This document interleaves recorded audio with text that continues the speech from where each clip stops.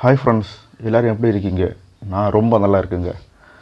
இன்றைக்கி நம்ம முன்னாடி நிற்குது யமஹாவோட MT-15 ஒரு கம்ப்ளீட் ரிவ்யூ தான் பார்க்க போகிறோம். வீடியோக்குள்ளே போகிறதுக்கு முன்னாடி நீங்கள் இன்னும் நம்ம சேனல் சப்ஸ்கிரைப் பண்ணலைன்னா சப்ஸ்கிரைப் பண்ணுங்கள்.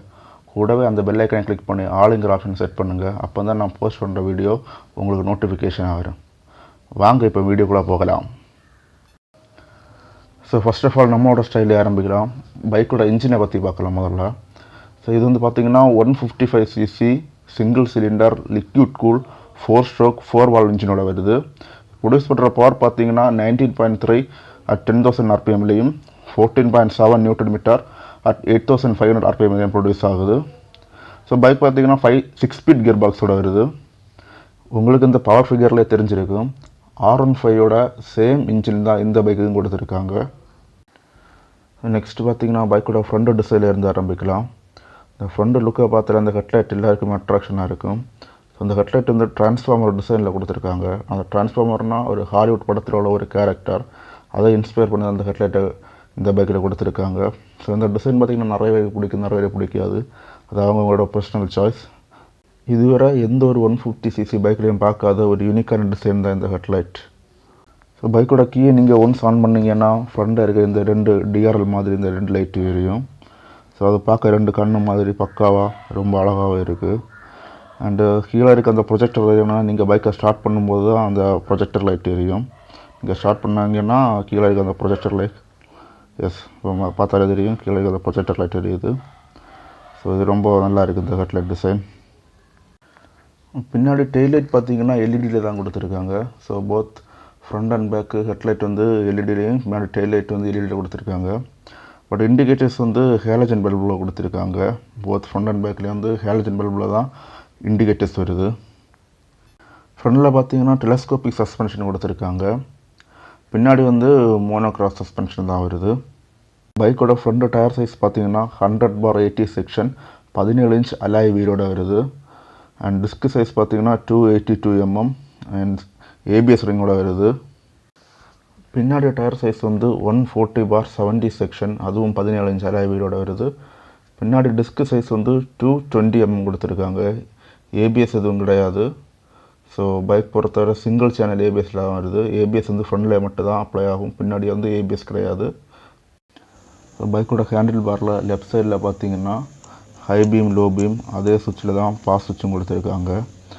அண்ட் இந்த ஹார்ன் அண்ட் இண்டிகேட்டர் பார்த்திங்கன்னா ஆப்போசிட்டில் இருக்குது. மற்ற பைக்கை பார்க்கும்போது கம்பேர் பண்ணும்போது ஹார்னுக்கு வேண்டிய இடத்துல இண்டிகேட்டருக்கு இடத்துல ஹார்னும் இருக்குது. ஸோ ஹேண்டில் பாரை பொறுத்த வரைக்கும் ஒரு சிங்கிள் பீஸ் ஹேண்டில் பாரோட வருது. அண்ட் கீ பார்த்திங்கன்னா பெட்ரோல் டேங்கில் கொடுத்துருக்காங்க. அந்த டிசைன் நல்லாவே இருக்குது. அண்ட் ரைட் சைடில் பார்த்திங்கன்னா எல்லா பைக்கும் இருக்க போல் இன்ஜின் ஆன் ஆஃப் சுவிட்ச் அண்ட் இக்னிஷன் ஸ்டார்ட் பட்டன் கொடுத்துருக்காங்க. ஸோ சுவிட்ச் குவாலிட்டி பொறுத்தவரை ரொம்ப நல்லா ப்ரீமியமாக இருக்குது. சுவிட்ச் குவாலிட்டியில் எந்த ஒரு குறையும் கிடையாது. இப்போ நீங்கள் பார்த்துட்ருக்கிறது பைக்கோட ரேடியேட்டர். இது எதுக்கு யூஸ் ஆகும்னா, பைக்கோட இன்ஜின் ஹீட் ஆகும்போது பைக்கோட இன்ஜினை கூல் பண்ணுறதுக்காக தான் அந்த லிக்விட் கூலிங் சிஸ்டம் பைக்கில் கொடுத்துருக்காங்க. பைக்கில் வந்துட்டு நெகட்டிவ் இன்ஸ்ட்ருமெண்ட் கன்சோல் கொடுத்துருக்காங்க. ஒன்ஸ் நம்ம கீ ஆன் பண்ணோன்னா ஹாய் பட்டின்னு சொல்லிவிட்டு நம்மளை பைக் நல்லபடியாக வெல்கம் பண்ணும். ஸோ இந்த இன்ஸ்ட்ருமெண்ட் கன்சோலில் பார்த்திங்கன்னா gear position indicator, speedometer and tachometer இருக்குது. அதுக்கப்புறம் ஃபியூல் ரேஞ்சிங் காமிக்கும். அப்புறம் ஓடோ காமிக்கும், எவ்வளோ கிலோமீட்டர் ரன் ஆகுதுன்னு. கீழே செலக்டிங்கிற பட்டனை ப்ரெஸ் பண்ணிங்கன்னா ட்ரிப் 1, ட்ரிப் 2 அண்ட் கிளாக் காமிக்குது. அப்புறம் ரியல் டைம் மைலேஜ் காமிக்கும். அதுக்கப்புறம் ஆவரேஜாக உங்களுக்கு எவ்வளோ மைலேஜ் கிடைக்கிறது. ஸோ ரொம்ப டீட்டெயில்டான ஒரு இன்ஸ்ட்ருமெண்ட் கன்சோல் தான் கொடுத்துருக்காங்க. சேம் R15 இன்ஸ்ட்ருமெண்ட் கன்சோல் தான், அதில் நெகட்டிவில் இருக்குது. அவ்வளோதான் வித்தியாசம்.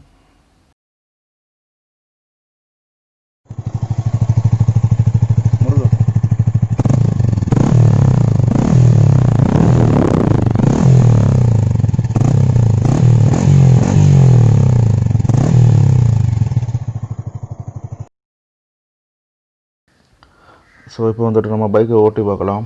ஓட்டி பார்த்துட்டு என்னோடய ரைட் ரிவ்யூவை நான் உங்களுக்கு ஷேர் பண்ணுறேன். ஸோ பைக்கில் உட்காரும்போது பார்த்திங்கன்னா இது ஒரு சின்ன பைக்கில் உட்கார ஒரு ஃபீலை தான் கொடுக்குது.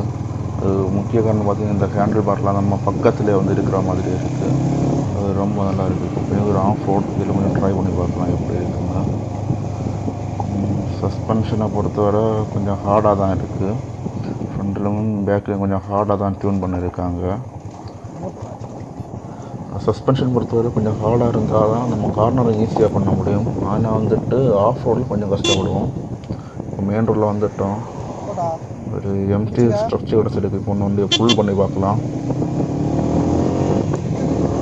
ஸோ நல்லபடியாக வின் நாய்ஸ் இருக்கும். அப்புறம் நல்ல வின் நாய்ஸ் இருக்கும். அதை கொஞ்சம் அட்ஜஸ்ட் பண்ணிக்கோங்க.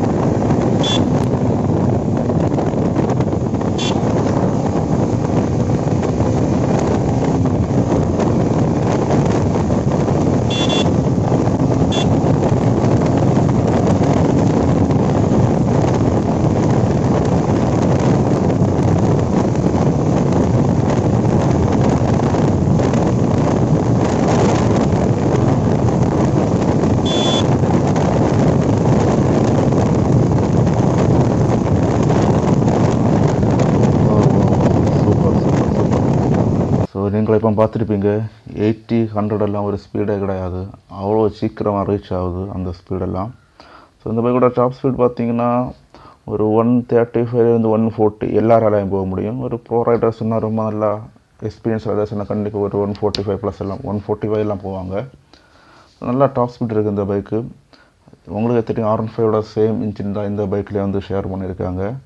ஸோ அந்த பைக்கோட இந்த பைக் வந்து இனிஷியல் பிக்கப் ரொம்ப ஜாஸ்தியாக இருக்கும். அதுக்கு முக்கிய காரணம் பார்த்திங்கன்னா இந்த பைக்கில் கொடுத்துருக்க இந்த செயின் ஸ்ப்ராக்கெட் தான். அந்த செயின் ஸ்ப்ராக்கெட்டில் வந்துட்டு R15 விட வந்துட்டு 4 டீத் அதிகமாக கொடுத்துருக்காங்க. ஸோ அதனால் வந்துட்டு உங்களுக்கு R15 இனிஷியல் பிக்கப் அதாவது 100 எல்லாம் R15 சீக்கிரமாக ரீச் ஆகும். அதுக்கப்புறம் வந்து டாப் ஒன்னில் கொஞ்சம் ஸ்லோவாக இருக்கும். ஏன்னா R15 உங்களுக்கு தெரியும் ஏரோடைனமிக் டிசைனில் இருக்குது. இது வந்துட்டு ஒரு நேக்டு ஸ்போர்ட் டைப் பைக்கு தான்.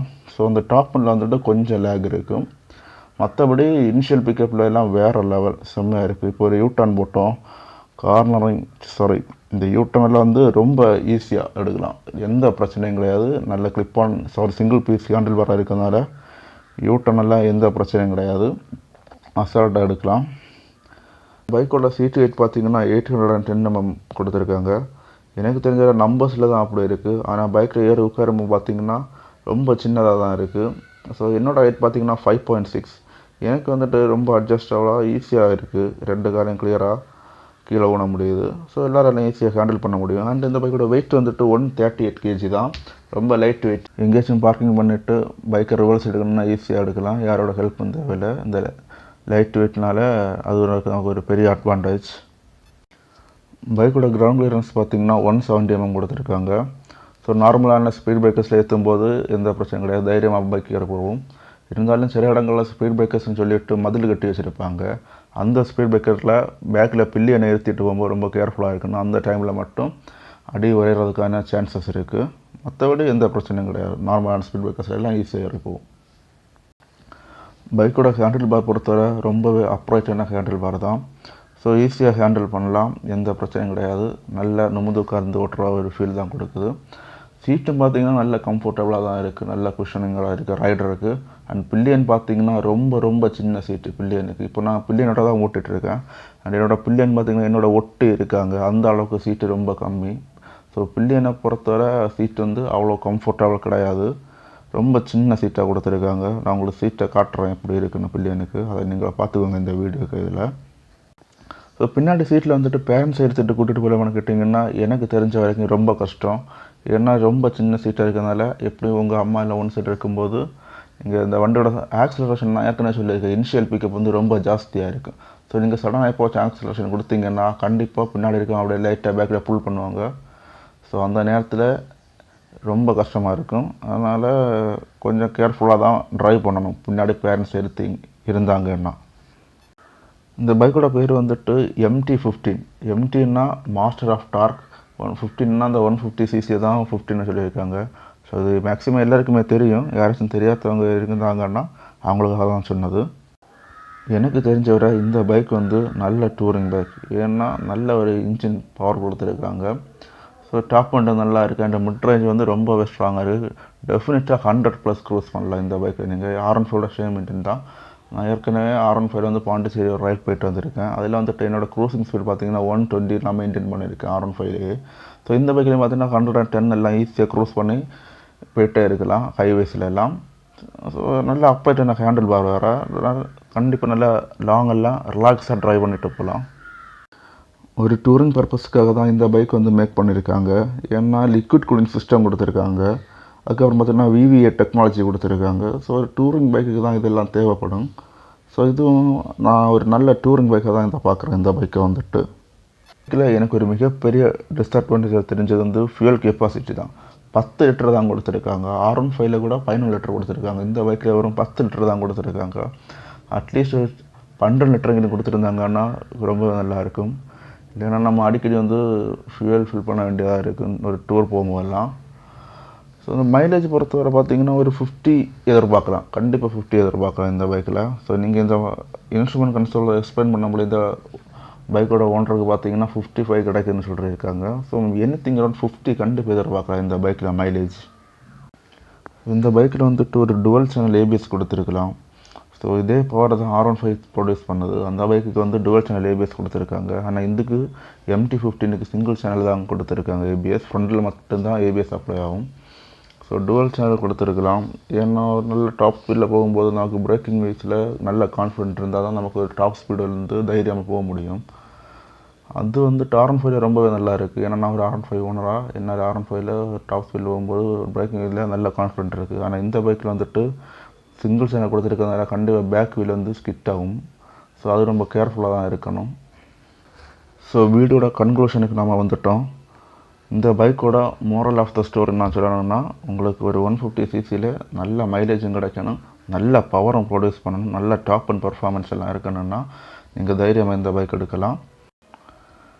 இவ்வளோ தான் ஃப்ரெண்ட்ஸ், MT-15 என்னோட ஒரு கம்ப்ளீட் ரிவ்யூ. ஸோ இந்த வீடியோ உங்களுக்கு பிடிச்சிருந்தா மறக்காமல் லைக் பண்ணுங்கள். அண்ட் இந்த வீடியோ பார்த்திங்கன்னா உங்களோட கருத்துக்களை கமெண்ட் பண்ணுங்கள். உங்கள் ஃப்ரெண்ட்ஸ் யாராச்சும் MT-15 எடுக்கணும் இல்லை அதை பற்றி தெரிஞ்சுக்கணும்னு விரும்பினாங்கன்னா இந்த வீடியோ அவங்களுக்கு ஷேர் பண்ணுங்கள். And see you in the next video. Till then, bye bye.